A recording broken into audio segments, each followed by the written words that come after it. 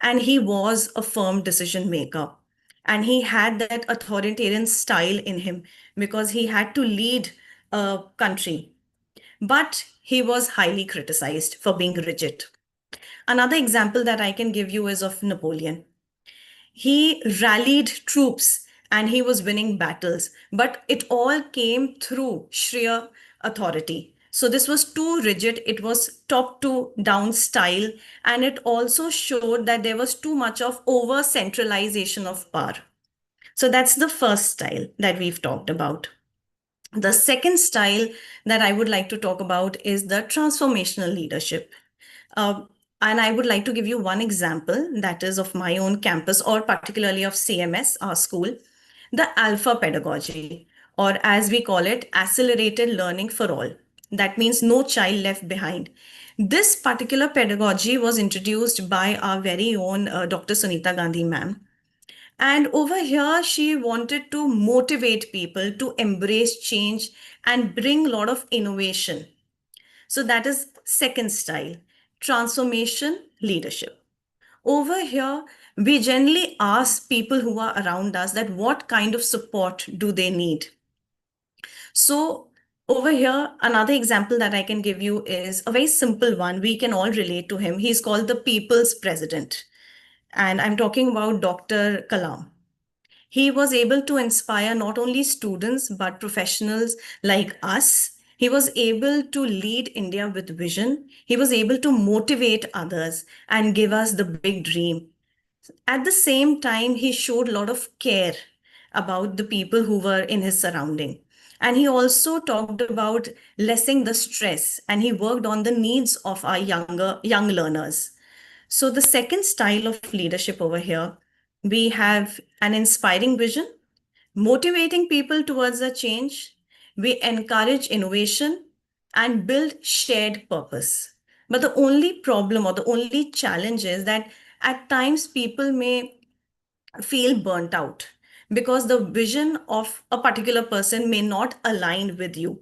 So with every leadership style that I'll be talking about, you will see that with every benefits there are certain challenges. So these were the first two styles of leadership. The third style of leadership that I would like to talk about is the transactional leadership, which is more based on the concept of rules and rewards. It is straightforward. A very simple example from our daily life would be about punctuality. If a certain teacher is punctual or does not take too many leaves in a session in a year, maybe we reward her with a certificate. But if a person is late, we penalize the person. So this approach talks about transactional leadership. So I hope I'm giving examples which are embedded in our daily life and you're able to relate to me. Over here, we see that empathy is missing. The human touch over here is missing.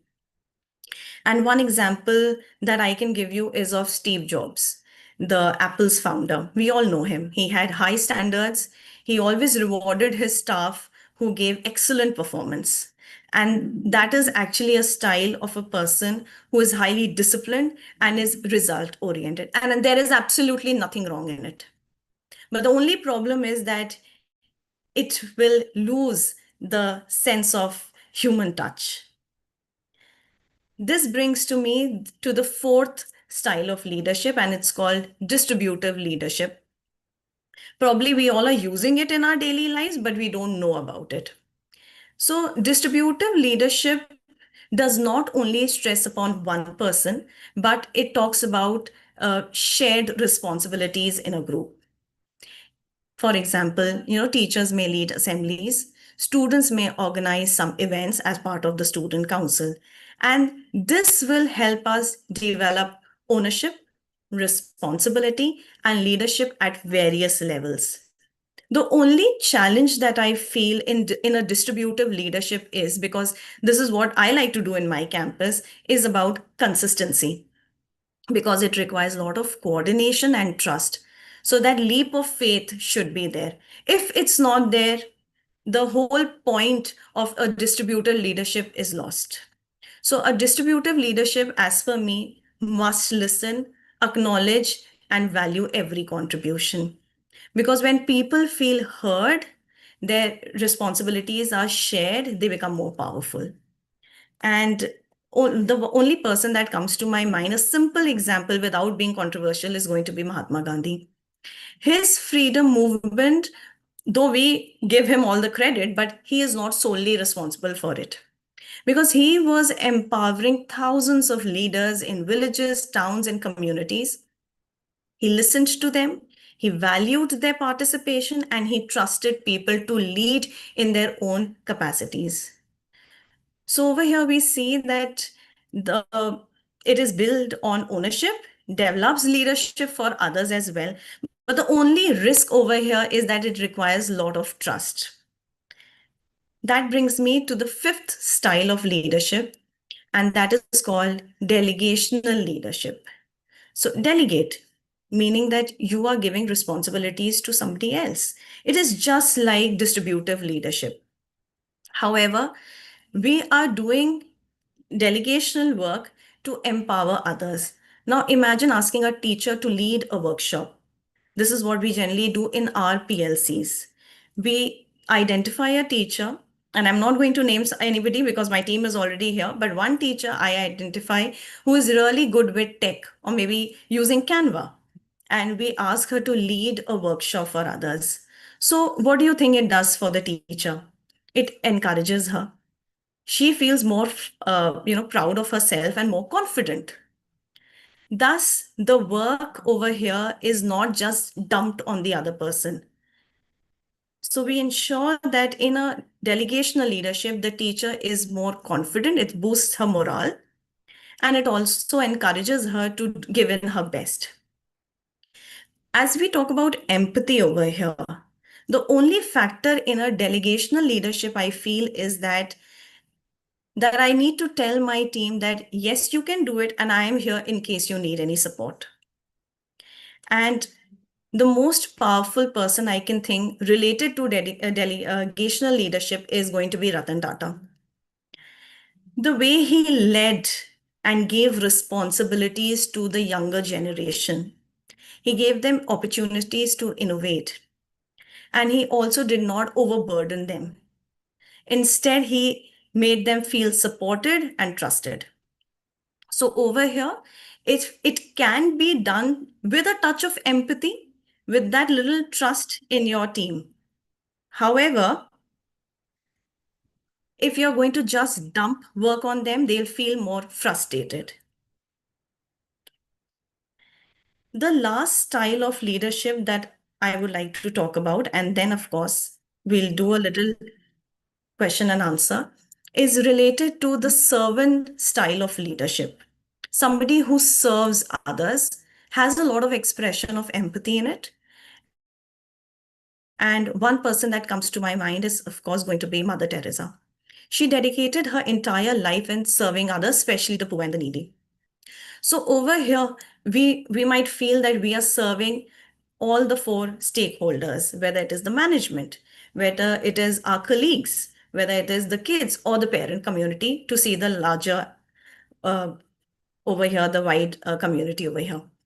However, leadership is generally built on loyalty, trust, and the kind of culture one person sets in their respective institution.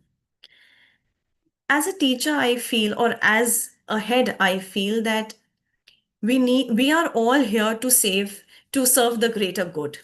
The only challenge over here is that people at times feel or you're mistaken to be taken as a weak leader just because you're serving the others. So it is always important to set boundaries. You have to take and make those tough calls. But at heart, you are serving others. And this is not just about the power that I am the head and I have the power to do it, but it is all about service. So these were the six styles of leadership that we've just touched upon. Kathy, ma'am. Yes, ma'am. If you don't mind, could I interrupt to just share an announcement? I've Yes, dropped it on please. message as well. Everybody who has joined the workshop, again, thank you very, very much for being here. Please make sure that your username reflects your name, because that is what is going to be on your certificates as well. So if there are multiple people with the same name, it might become a challenge eventually. Please rename yourself so that your username reflects your full name that you would like on the certificates. Thank you very much. Sorry, Kathy ma'am, for disturbing. You can go ahead. Not at all, ma'am. Thank you. And I've said enough about the six styles of leadership. As a leader myself, I feel that I cannot stick to one particular style. Sometimes the situations are quite demanding and I have to change my style. Sometimes I have to be very compassionate towards the other person and shift to another form of leadership. So not it is not one size that fits all. Based on this, I do have another Mentimeter for all of you. And I would like you to introspect and see, even as a teacher, what kind of leadership do you think suits best to you? So, ma'am, can we have the next slide, please?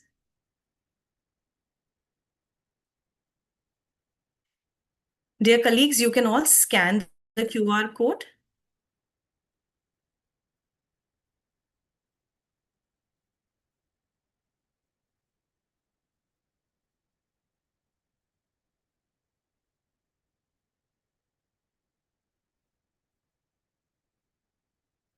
And the question is quite simple. You just have to answer or select the style of leadership you most relate with. It can be all of them, it can be any one. Just pick your call.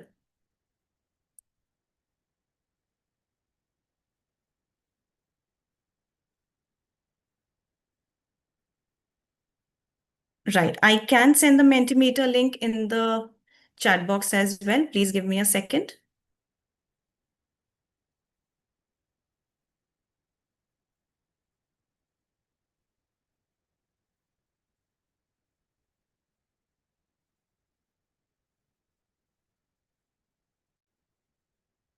Dear colleagues, you can find the link in the chat box also. You can click over there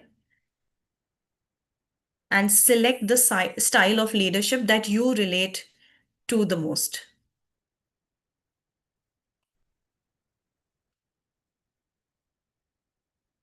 It can be transactional, transformative, the great man or the authoritarian, delegational leadership, distributive, the servant style, or maybe all of them.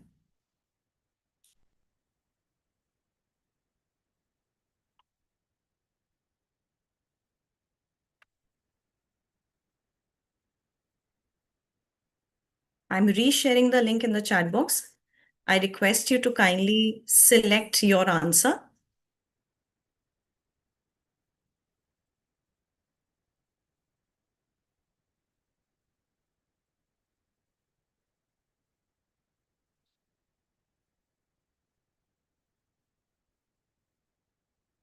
Okay, apparently okay, we've got more answers. Ma'am, can we have the screen, please, so I can just discuss it with them? So most of you relate with a transformational leadership. That means that you're making changes every day. You're able to innovate, show a lot of vision, and also inspire others. The second most prominent one over here is distributive style of leadership, where you're delegating duties to other. And third prominent, what I can see over here is servant leadership, or yes, servant leadership. Personally, if you ask my idea over here, I relate to all six of them, not just one. Thank you, Anjali ma'am.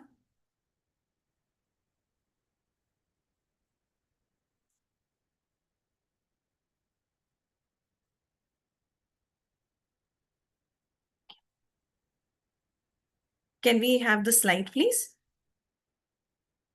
Are you Right. not able to see the slide? I'm able to see it now. Thank you. Okay. Talking about empathy and sympathy, sometimes it so feels that just because you're being understanding towards the other person, They see you as a weak leader. Or maybe people say, or maybe you feel that you're being used ample number of times. But I do not relate to that. The simplest of answer that I can give you, or the difference between sympathy and empathy, would be that sympathy is that yes, you show concern towards the other person. You do relate to their pity or to their hardship. You acknowledge their suffering, but you might not share the same emotional experience. So I would say that yes, I know it's hard for you. I feel bad for you, but maybe those are just words. And I do not connect with the person on an emotional level. So over here, the sufferer will only be the person who will be able to relate to his or her situation. Or maybe I could say that, okay, this is, the teacher has been doing it a number of times. I may see that, yes, I'm sorry for you, but I might not connect with her. So this sympathy is generally passive in nature. You recognize the struggle, but you do not engage in it deeply. So that is sympathy. However, in empathy, it is fitting yourself in the other person's shoe and sharing their feelings. It requires a perspective talk, understanding, and not just by saying, I understand that you are being overwhelmed. Let's find a solution together. Maybe that is my style of approach. Empathy narrows the gap which is created between two people. And I feel that in today's time, the most important thing that even Harvard said is about emotional intelligence. And empathy is one of the five factors in them. So do not think that just because you're relating to somebody or you understand their situation, you're being empathetic. But empathy would be finding a midway or a solution to any problem that you have encountered. If you have any questions, we'll take them towards the end of the session. Can we go to the next slide, ma'am?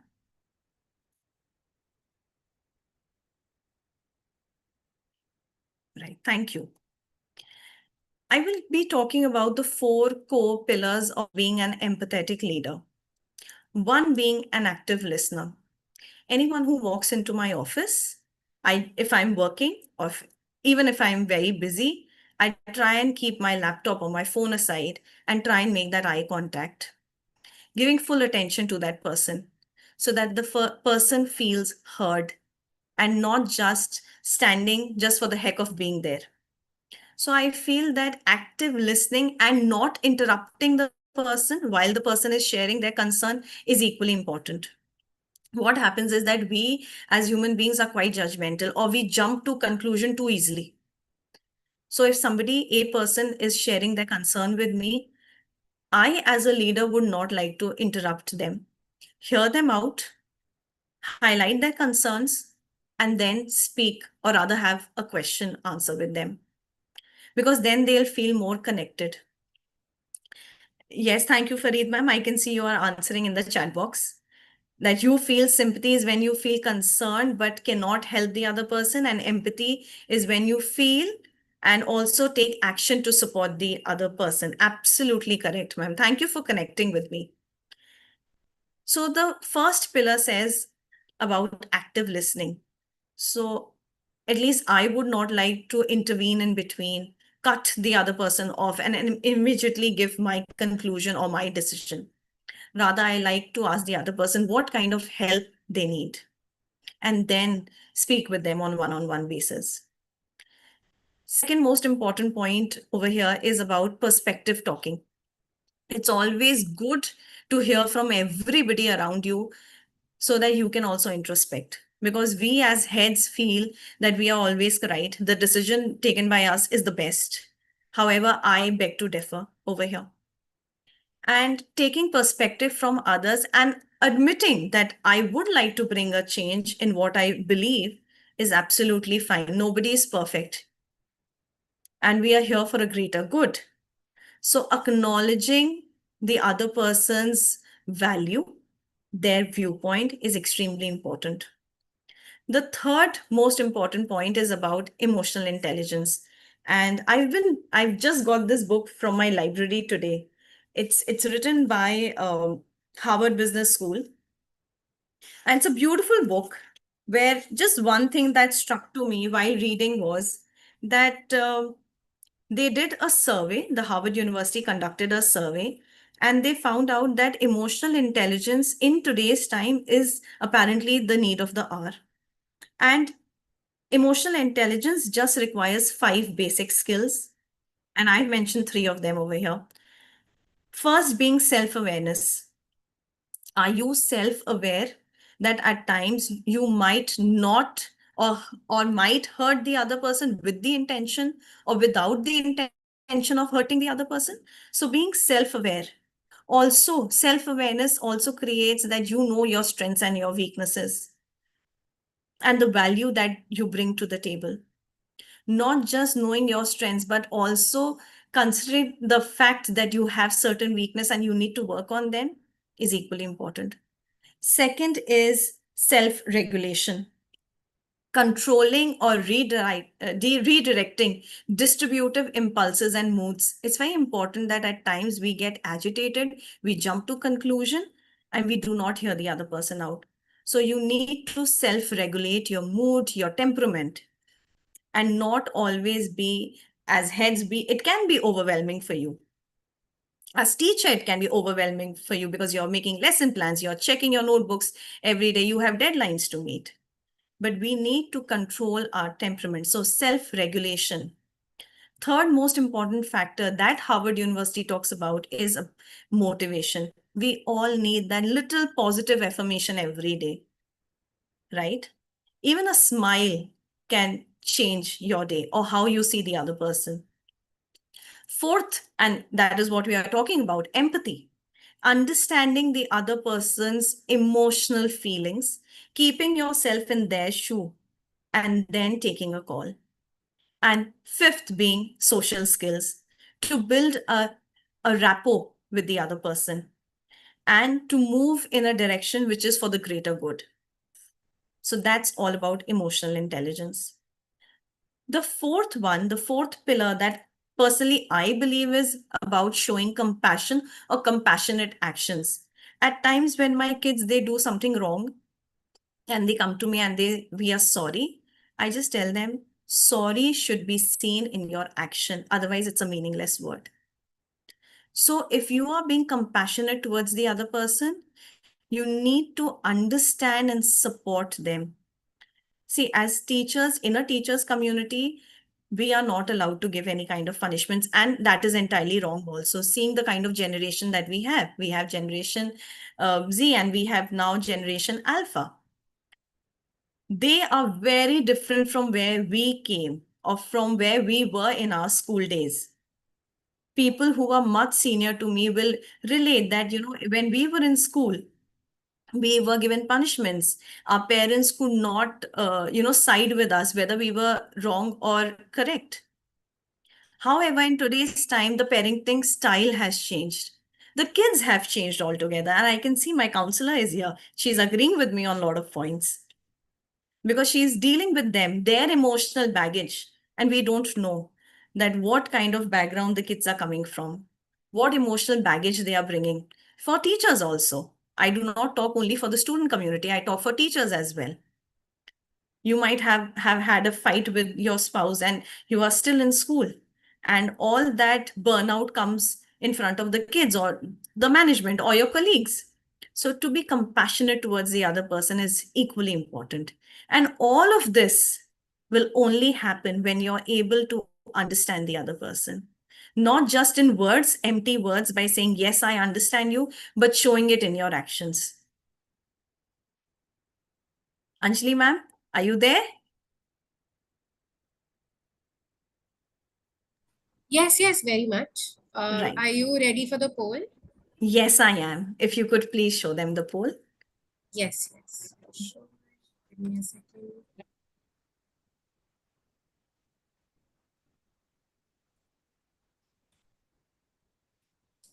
Here. All right, dear colleagues. The first poll over here is about Which of these pillars do you feel is strongest right now? Whether it is active listening,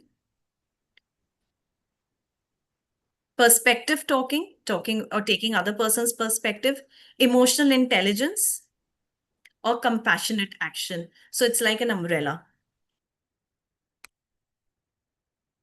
So we see that active listening is getting maximum number of participation over here. So a person just wants to be heard and heard with patience. Right. The second most important over here I can see is compassionate action. Thank you, dear colleagues. Means a lot that you are giving your time to us.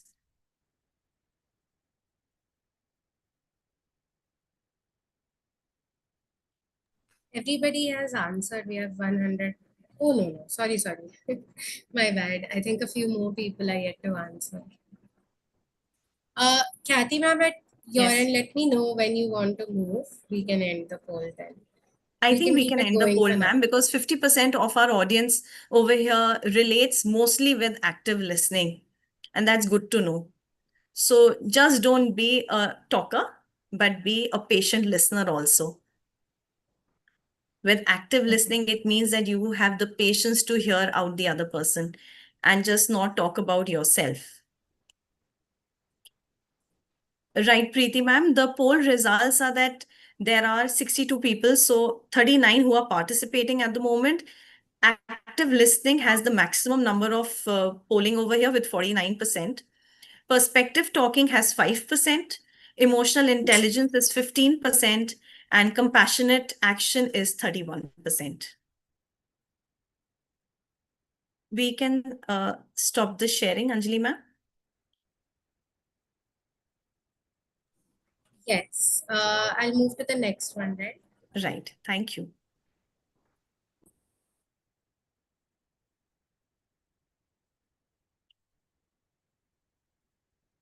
Are you not able to see the next slide? No, I'm able to see it now. Thank you. Okay. Right. Next, we are talking about a culture of our school. Well, I feel that there are four major stakeholders in a school. So we have the management, we have the parent community, we have teachers, students. So these are the four communities. And as far as we are talking about building a culture, I feel that school is not just an institution or a building, it's a living ecosystem. And it is about empathetic leadership that weaves a culture of care and building that relationship. I feel that teachers are the backbone of a school, and that's what I call my team. Their work is visible and invisible both ways. They have endless lesson plans, they have a lot of correction work to do, and they have to maintain their personal and professional life as well. But acknowledging their workload, celebrating their small success, and creating opportunities for them to grow is what makes a culture and a difference in their life. Just a little shout out to them. So, one thing that I personally do is that I'm added to all of my WhatsApp groups, class WhatsApp groups, even as the head. And whenever my teacher, she's posting any small videos of her kids, I try and go and write a remark. And I write a remark not only for the teacher, I write the remark for the child, the parents, as well as the teacher. It can be a very brief remark. Thank you so much. You're doing an excellent job. And thank you to, I'm just taking one name because I know my teachers are there. So I say, Miss Yashasvi, excellent work, amazing contribution, and you have really done or made an impact in your class. So just giving that little shout out to your team makes a lot of difference. This is my personal opinion. You may differ from me. Next, coming to the student community for whom we are here. I feel that to create a safe space for them being included and most importantly, respected is quite important.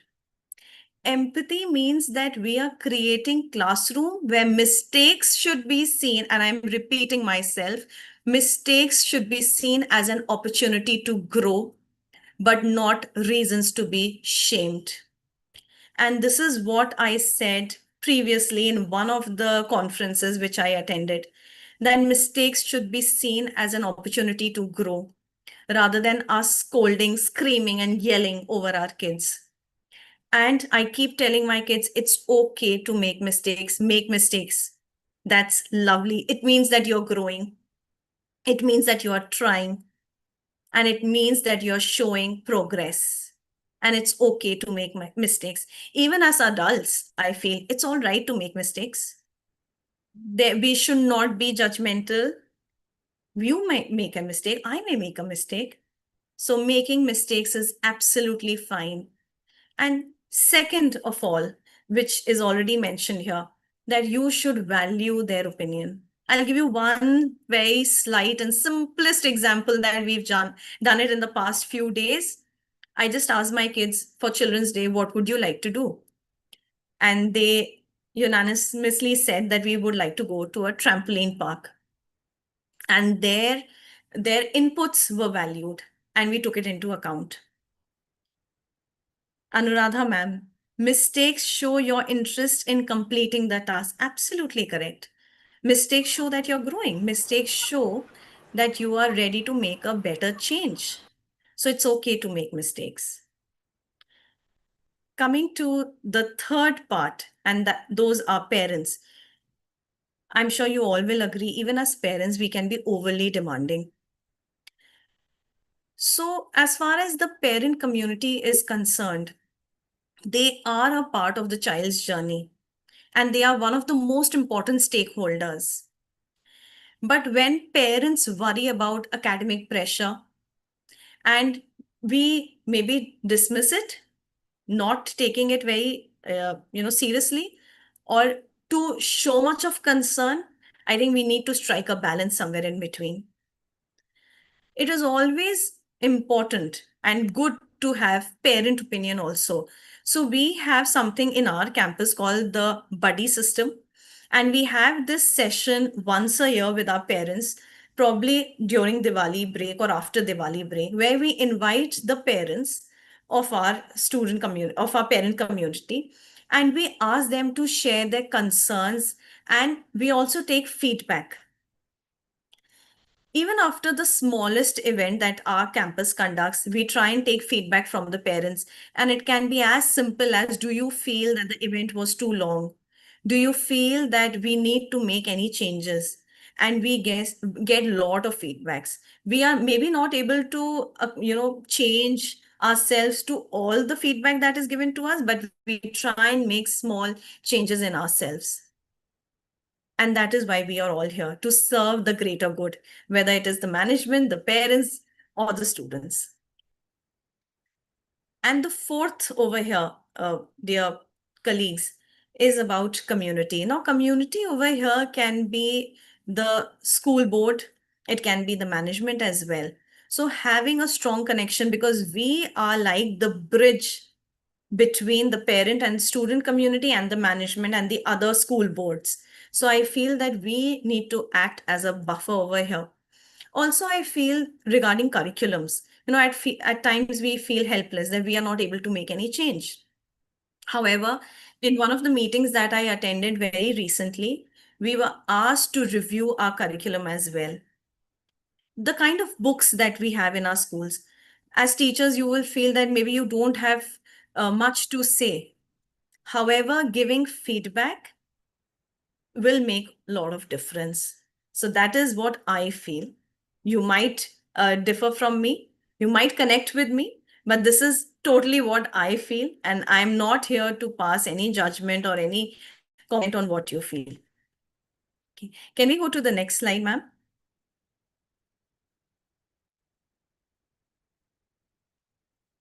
Thank you. Some things that I do in my campus. So I'm just talking about 4 practical tools that I use every day. Is one, morning check-ins. So because my team is here, I don't know if they'll agree, not agree, but most of the time I'm near the main gate of the school, greeting everybody and probably taking their names and just with that smile. I can see a lot of thumbs up. Thank you so much. We play a little music every day in our campus to welcome our kids.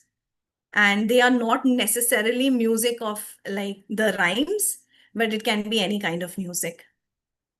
So daily morning check-ins with your team makes a lot of difference. I can see everybody. I know that they are there and they know that I am there. So just being there for your team, I feel that that's the kind of culture that you can set. Second over here is about, I'm sorry, retrorative circles. Fareed ma'am has written, school must get the freedom to prepare their own curriculum as per the need of every community. Absolutely, ma'am. But don't you feel that at times we do not have that liberty? So giving feedback over here will make a change. Slowly and gradually, India is going there. We are reaching there. But any change will take time. So that's what I feel. Instead of having uh, some stern measures, it's always better to resolve any kind of conflict or any kind of situation. I feel that as heads we should be focusing more on understanding, accountability, and also healing.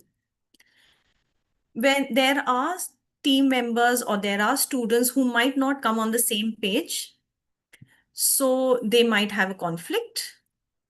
I personally would like to hear like both the parties. And I ask them, are you comfortable in having a confrontation? At times they say yes, at times they say no. When they say no, I feel that I need to speak with them individually and then maybe address the issue. And if they are comfortable enough to speak with each other in my office, I generally call them, make them speak, and hear both of them out, and then help them come on a page. Never give a judgment. They are together today, they might not be together tomorrow, or they might not be together today, they might come to the same page tomorrow. So never pass a judgment, but try and bring them on the same page. Third point over here is the 360-degree feedback. Feedback just taking from the teachers or the parents will not help, but taking feedback from your students is equally important. And over here, I feel that feedback should be not from top to down, but down to top. Because feedback will allow you to have a constructive input in your own leadership. And you will be able to build your culture with a lot of transparency. That is my opinion. The fourth over here is the empathy charter, because today's session is all about empathy. And I feel that we should be able to share it with others, for especially for people whom we care for. When people co-create things, they feel that they have the onus for it and the accountability.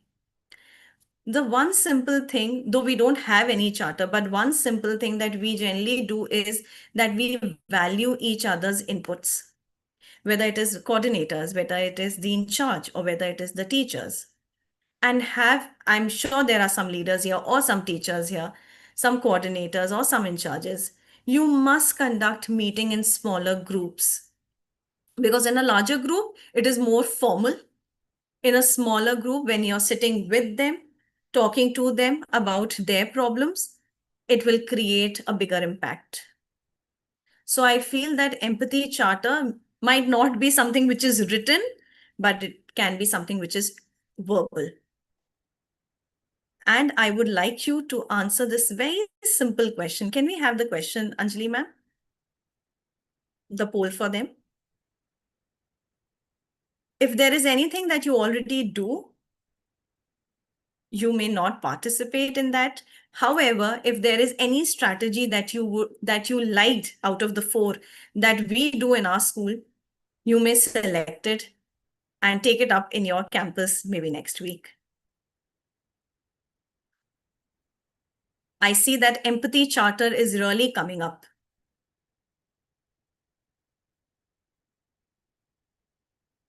Yes, because it creates lot of ownership. When there is empathy around you, you talk about it openly, you discuss it. It shows that you are a transparent leader also. Sometimes there are undercurrents. People might not say it on your face, but they might feel certain sense of biasness. So empathy charter will bring lot of transparency. So just to like read it out for everybody, empathy charter has got 70% of majority votes over here that they would like to take it up. As school heads or even as teachers, I feel that maximum of you must be doing the morning check-ins with your teachers, with your students. So that's got the minimum amount of vote. The top next is the 360-degree feedback. It's important to take feedback just to know where you stand and how you can improve. Right. Thank you, Anjali ma'am. I think we can end the poll.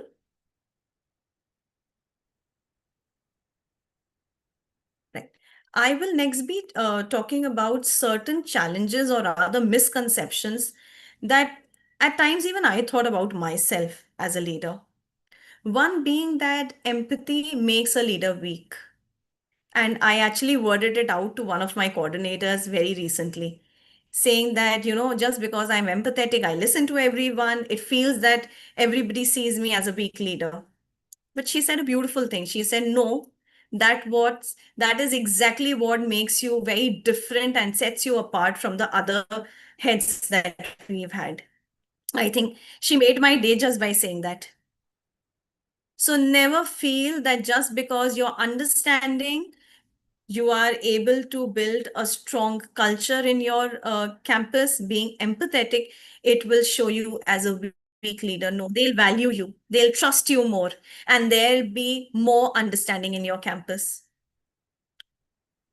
Second myth that I would like to break over here is that if you're being empathetic, people will misuse you. I disagree. Because over here, I feel that when you open the doors of your office, people will not take advantage of you. However, it is important to set certain boundaries. A leader must be understanding, but also setting some limits. For example, I'll just give a very basic example. There might be a teacher going through a lot of turmoil. She might be going through a personal emergency at home. She might not be able to submit the work or her papers or meeting the deadlines. There are a few ways of addressing this, right? One way is that I know that you are going through a certain situation, but you have to meet the deadlines. Second can be, oh, take as much time as you want. It's okay. Deadlines are not that important. However, we have this culture in our campus. And when I say I talk about my entire team. I know there is a situation. I know you have a problem, but let's work it out together. And we've done it in the past. They will all agree with me because they have done it for their team members, not only me as a leader. We've come together on the same page, helped each other out, and done it. Another simple example, I generally tend not to leave my campus till all my members leave or we leave together. So that's a culture that I have set. And I generally tell them that when you get up, then I will leave. That just shows that you are being empathetic towards the other person feels cared for. And the last point, that everyone will take advantage of you. No, they will not. Trust me, they will not. I have seen a huge change in my campus because I've been here just for a year and we've built stronger relationship. So I can speak on behalf of Rajajipuram campus too, right? We can go to the next slide.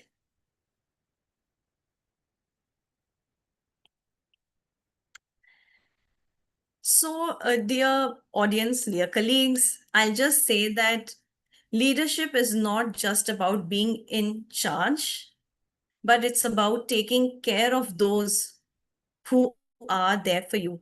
You are taking care of them. and they are also taking care of you in return. So I feel that empathy will is the way upward and the way forward. And in today's time, in this changing world, everybody has started, especially after COVID, everybody has started talking about emotional intelligence and empathy.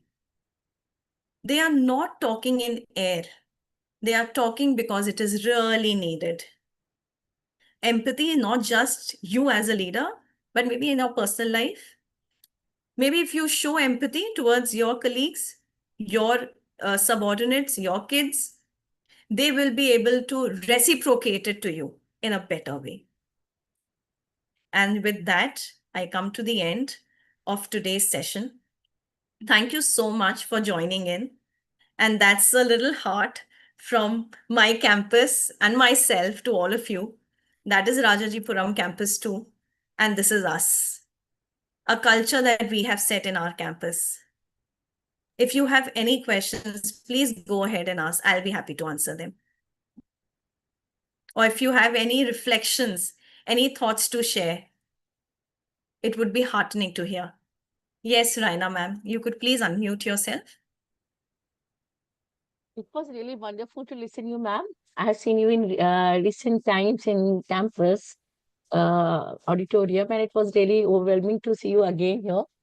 And all the pointers I have noted down, being working as a coordinator, it was really good to listen all your points, and I really agree. Different type of leadership play important role, and each and everywhere. Sometimes other one thing, sometimes other thing is working. Definitely transformational, I think is good.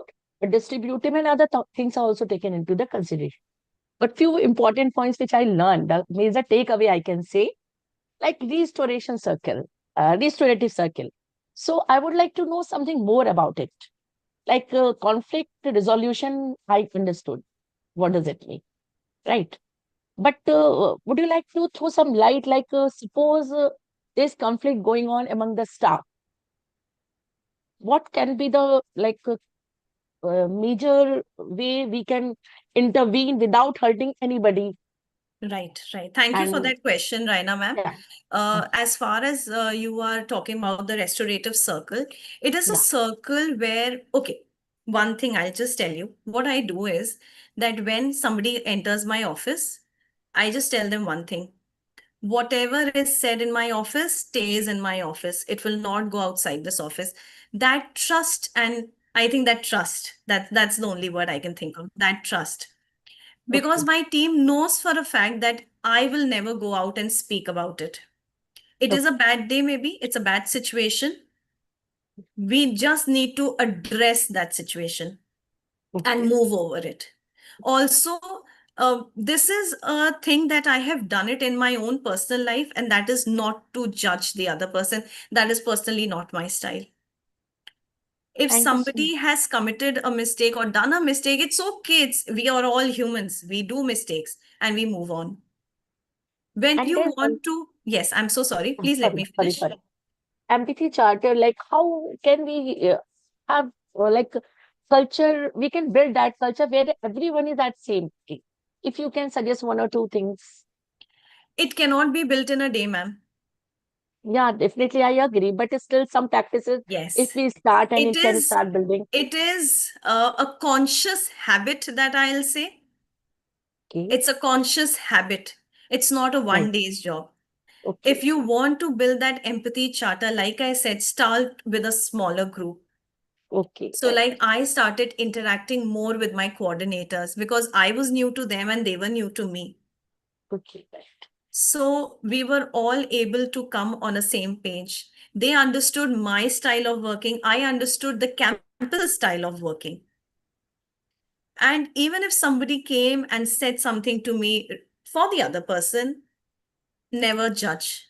Never judge. You are not there. You have not seen it. You've not heard it. Right. You Thank you so much. need to give that chance. That is all I believe in. Thank you. Thank you so much, ma'am. I'll try to imbibe with it. Thank you, Thank you. Raina ma'am. All right, maybe we can. Kathy, ma'am, would you like to take one more question? Do you think we should? Yes, why not, ma'am? All right. If there's one more question, maybe we can take that. Otherwise, we'll close for today. Does anybody have any questions?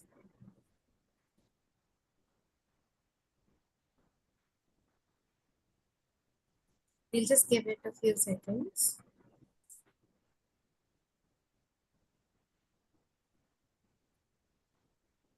Ma'am, if you allow, can I ask one more question?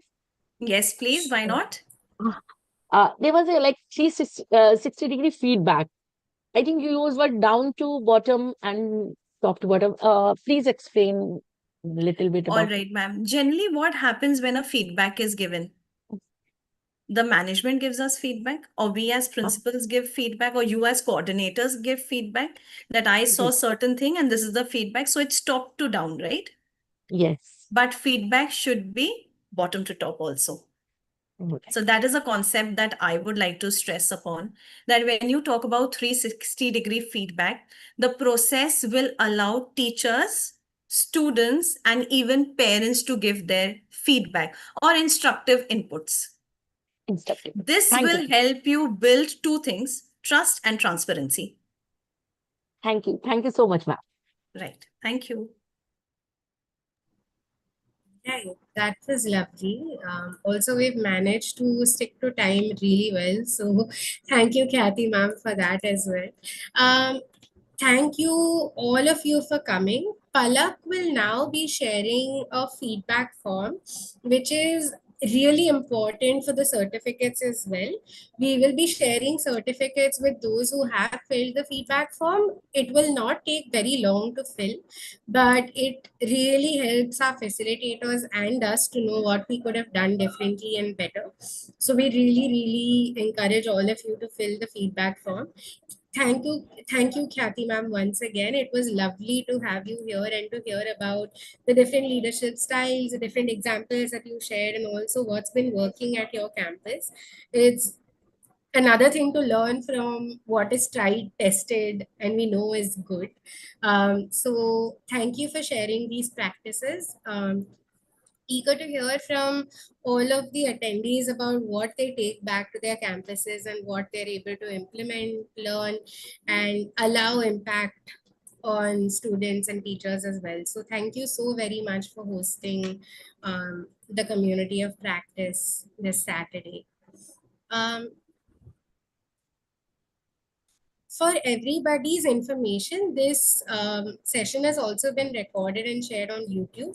It has been live, so you will be able to find the recording on YouTube as well in case there's anything that you want to go back to, refer to, and learn again.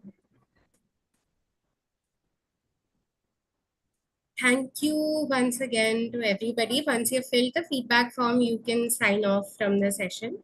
It was lovely having all of you here, spending this Saturday with you. Really glad you were able to join. Thank you, Anjali ma'am, for giving this opportunity to me. And please convey my warm regards to Jayashree ma'am as well. She's been very kind to me and my campus. She's been helping us a lot. If you are new to Adhyan or not new to Adhyan, I would just like to tell you that we've been working with Adhyan past many years now, City Montessori School as a whole.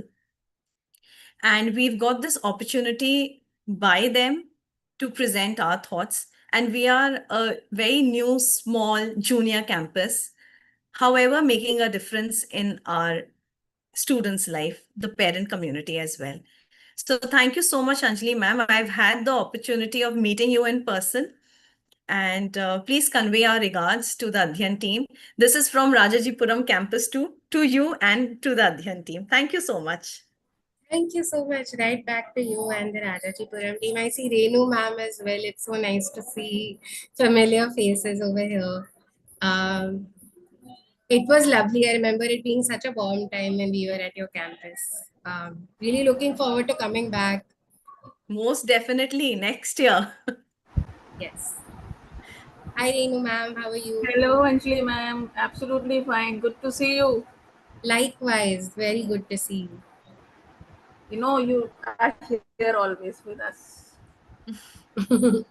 It feels like that. I miss your campus a lot. Yes. Those are learning Thank you days. for saying that. All right.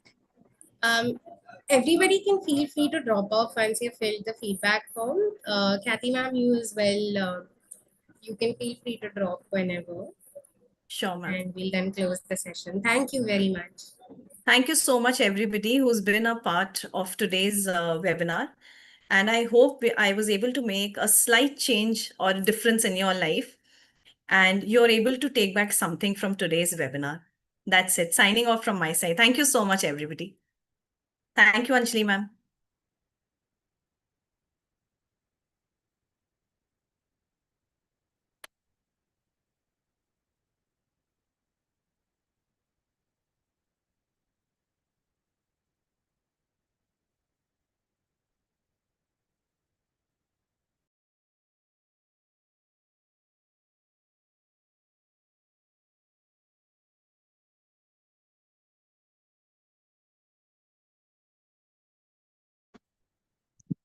Thank you so much, ma'am, for this session. It was good Thank you. and Thank you, helpful Kavita also. ma'am.